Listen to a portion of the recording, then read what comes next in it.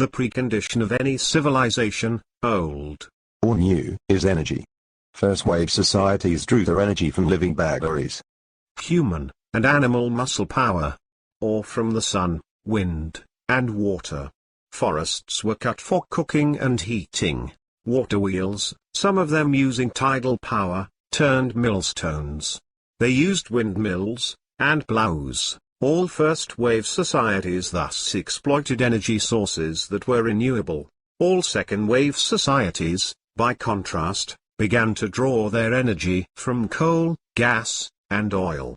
Irreplaceable fossil fuels.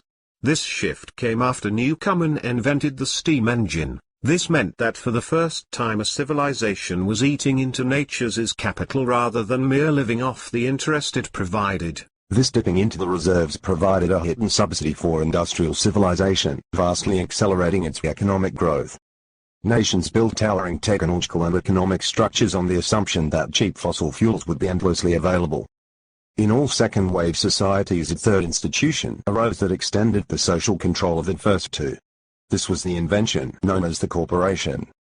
No one could have concluded that the corporation, rather than a partnership or individual proprietorship, would become the main organizational form. The rise of mass production changed all this.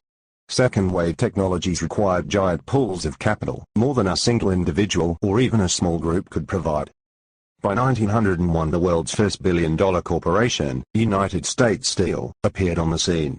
And throughout the second-wave world, Japan, Switzerland, Britain, Poland, the marketplace moved into the vortex of life.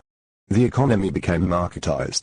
Western economists tend to think of the market as purely capitalist. Yet the market, properly speaking, is nothing more than an exchange network, a switchboard. This switchboard is just as essential to a socialist industrial society as it is to profit-motivated industrialism. Commercial values became central, economic growth became the primary goal of governments, whether capitalists or socialist. This expansion of the market contributed to the fastest rise in living standards the world had ever experienced.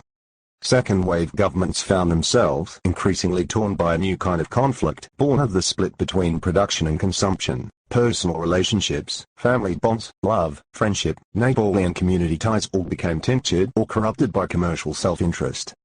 Today we know that aggressive acquisitiveness, commercial corruption, and the reduction of human relationships to coldly economic terms are no monopoly to the profit system. Such corruption is inherent in the divorce of production from consumption. The very need for a market or switchboard to connect consumer and producer, the cleavage between these two roles, producer and consumer, created at the same time a dual personality.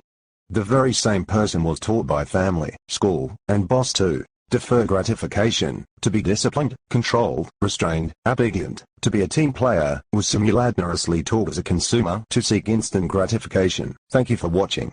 This short has been based on the book, Future Shock, The Third Wave by Alvin Toffler.